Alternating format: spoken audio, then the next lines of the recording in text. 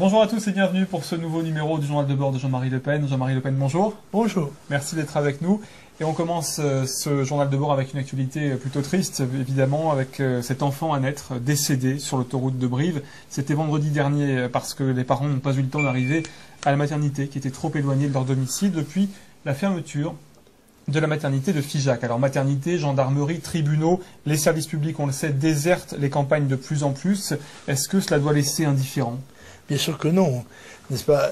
Il est évident que la désertification de la ruralité française est dramatique. Et la concentration dans des grandes mégapoles comme celle que l'on veut construire sous le nom de Grosse Paris, le Grand Paris, oui. Qui est une agglomération qui fera 10 ou 15 millions d'habitants, comme les grandes agglomérations du Brésil, ou de la Chine ou des États-Unis. C'est absurde. Le souhait que nous aurions, c'est évidemment de vivifier nos campagnes, ce qui est quand même d'autant plus simple, me semble-t-il, que la modernisation des communications permet maintenant le télétravail et donc la possibilité de ne pas avoir à travailler ensemble dans des mêmes établissements. Et là, le cas est assez dramatique de cette jeune femme qui a perdu son enfant en se rendant à la maternité, distante de plus d'une heure de voiture, sans compter les risques qu'il y a, évidemment, surtout en hiver, par exemple, dans ces régions. Bon, non, c'est scandaleux, c'est vrai, mais enfin, parmi tant d'autres choses. Alors, on en vient à cette étude de l'IFOP passée inaperçue sur l'islam, publiée par Le Figaro. L'étude, intitulée « L'image de l'islam se dégrade fortement en France », nous révèle que 43% des Français voient dans l'islam une menace, 63% des sondés sont opposés au port du voile islamique dans les lieux publics, 45% des citoyens sont hostiles à l'élection de musulmans en tant que tels, même dans les collectivités locales. Enfin, 68% des personnes interrogées estiment que les musulmans refusent de s'intégrer dans la société française. Que pensez-vous de cette étude et du peu d'écho qu'elle a eu ?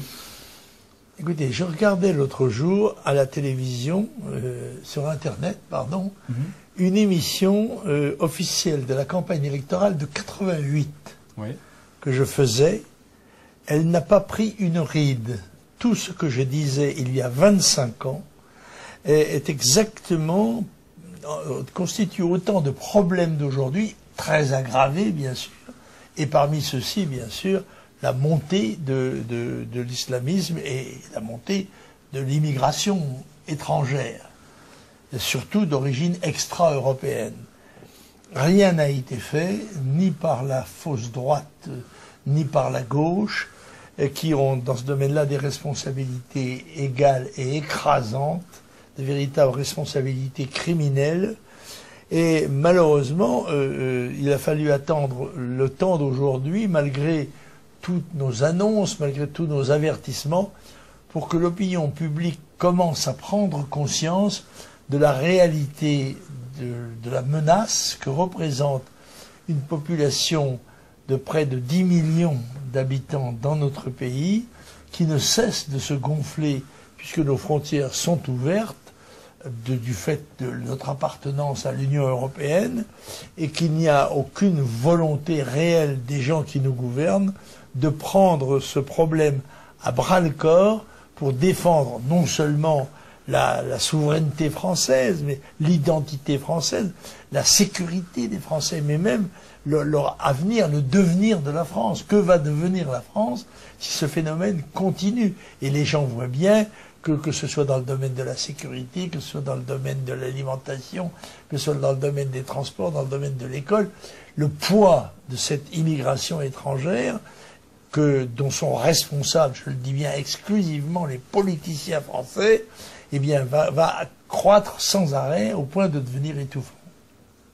Alors, dans le contexte de ce sondage, le ministère de l'Intérieur et le ministère de l'Agriculture ont autorisé les préfectures à délivrer près de 70 agréments temporaires d'abattage rituel pour faire face à la demande des associations musulmanes lors des fêtes de l'Aïd al-Kébir qui commencent donc aujourd'hui. Un dispositif qui vient compléter les 145 abattoirs pratiquant déjà l'abattage rituel tout au long de l'année. Les agréments temporaires autorisent les sacrificateurs à égorger sans étourdissement les animaux devant les fidèles, dans des lieux qui n'ont bien sûr souvent d'abattoir que le nom, un chapiteau dressé sur un parking, de locaux associatifs, hangars, et le contrôle sanitaire des installations provisoires et de la viande est assuré par les services de l'État et donc à nos frais. Est-ce que le contournement de la réglementation française sur l'étourdissement préalable vous choque? Bien sûr, mais c'est encore une fois la responsabilité de l'État.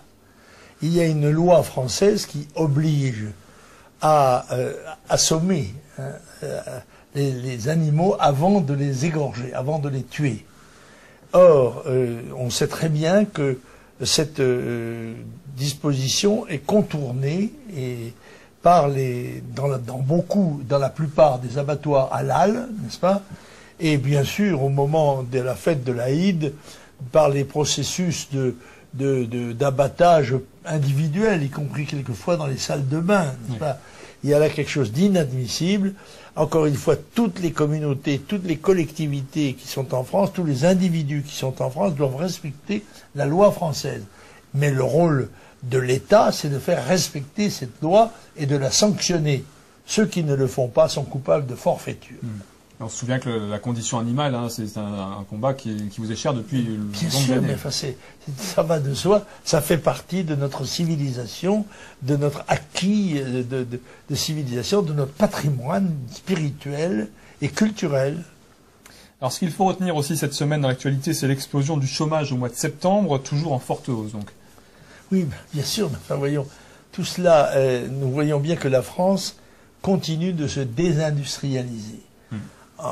Compte tenu de la concurrence qui nous est faite par des pays dont les coûts de revient sont infiniment moindres que les nôtres, parce que sur le plan de l'environnement environnemental, fiscal, social, salarial, il est impossible de lutter contre des pays comme la Chine, le Bangladesh et 100 autres pays qui peuvent faire entrer librement chez nous leurs produits, concurrencer les nôtres, amener donc nos entreprises à la faillite ou à la délocalisation. Par conséquent, dans les deux cas, les travailleurs français sont frustrés, ce sont eux qui sont mis à l'écart, bien sûr. Alors dans le même temps, la gauche n'en finit pas de taxer, gel du barème de l'impôt sur le revenu, plafonnement du quotient familial, taxation des retraités, hausse de la redevance de l'audiovisuel, retour d'une probable CSG version Hollande. Ça va aller jusqu'où? Justement, en arrivant, j'ai regardé ma CSG, qui venait de suivre d'ailleurs les différents impôts que j'ai reçus dans les semaines précédentes, et ça devient écrasant. On sait très bien que les dépenses publiques pompent 56% du produit intérieur brut français, et que le taux de fiscalité atteint presque les 50%. Alors évidemment, comment peut-on continuer à vivre quand nous sommes saignés tous, aussi bien dans toutes les catégories sociales, et surtout maintenant bien sûr les catégories moyennes et les catégories les plus humbles, les retraités, etc. Tous ces gens-là vont devoir se restreindre parce que les différents gouvernements, de droite comme de gauche, ont conduit le pays d'une manière totalement folle. Et soulignons que le Front National a édité un texte, un tract, notamment sur le sujet des retraites. Oui. Alors, cette semaine, la loi sur le logement social a été retoquée par le Conseil constitutionnel. On voit que les couacs se multiplient au gouvernement. Oui, je parlais dans la dernière, je crois que c'est la dernière fois que la politique française titubait comme une vieille femme saoule, n'est-ce pas? Elle va d'un côté et de l'autre de la rue, elle a les jambes molles. Je crois que Flamby, ça veut dire un peu mou, hein, c'est ça. Le pauvre Flamby, avec ce flanqué de son Premier ministre, n'ont pas l'air de pouvoir résoudre les problèmes que leur vaut leur accession au pouvoir, en n'oubliant pas tout de même que si la gauche a des responsabilités, car elle a tout de même été complice de toutes les politiques qui ont été menées vers le pire pendant les années précédentes, c'est tout de même depuis 15 ans la droite qui est au pouvoir. Oui. Par conséquent, c'est elle qui est responsable principalement de la situation du pays. C'est la raison pour laquelle il ne peut y avoir d'alternative à la gauche actuellement au pouvoir qu'un autre pouvoir que la droite fausse, c'est-à-dire le Front National. Il n'y en a pas d'autre. C'est lui qui a vu clair, qui a dit la vérité, qui propose des solutions courageuses et efficaces. C'est donc la prochaine fois à lui de prendre le pouvoir. Alors justement, hier soir, il y avait un débat entre Jean-François Copé et François Fillon. Je ne sais pas si on peut appeler ça un débat, mais on avait l'impression que c'était la droite qui allait sauver le peuple français. Hein. Écoutez, c'est pas ce qu'ont pensé les téléspectateurs, parce qu'il me semble que jamais des gens de ce niveau n'avait obtenu un tel niveau d'écoute aussi bas. Ouais. Par conséquent, ils n'intéressent pas les Français. Les Français savent ce qu'ils sont capables de faire. Ils les ont vus au pouvoir pendant 15 ans, ces gens-là. Par conséquent, comment pourrait-on prendre au sérieux des gens qui nous disent ce qu'ils vont faire demain alors qu'ils ne l'ont pas fait hier?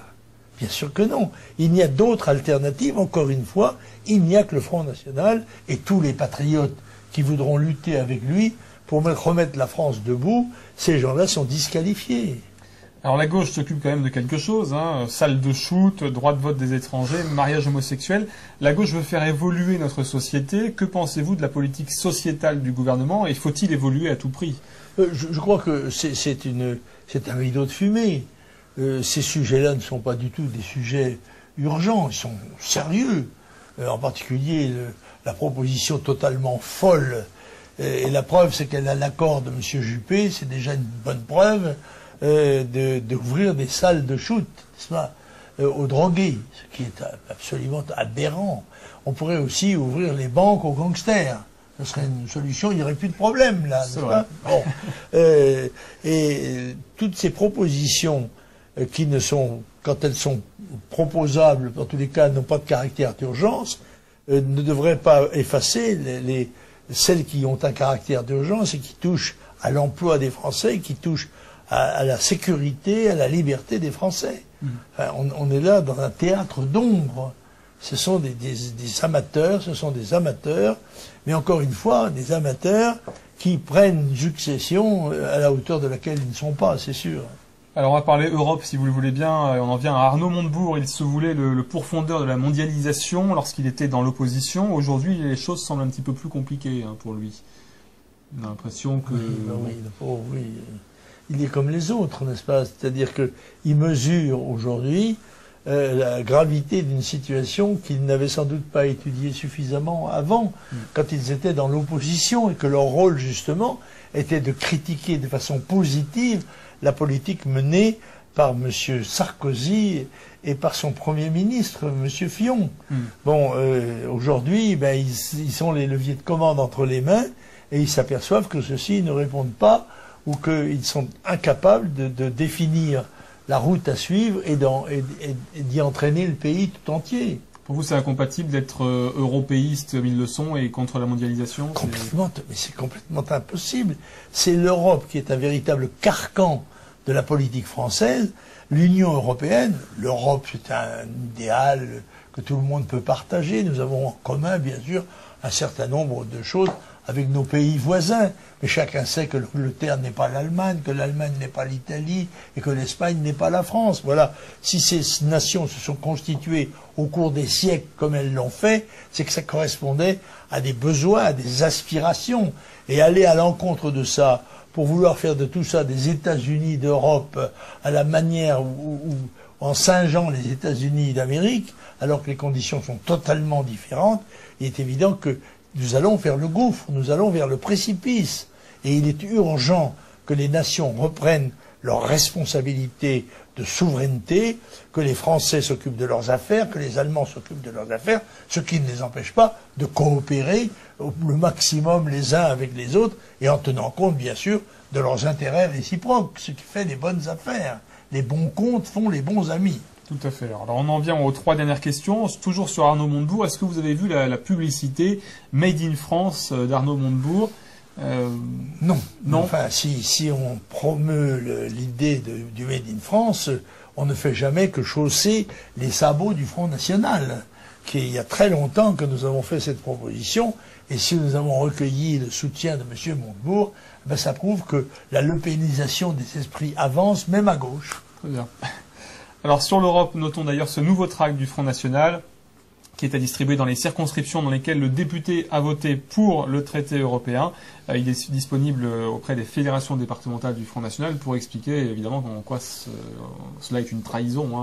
Bien sûr. Vous l'avez dit vous-même au cours des précédentes semaines.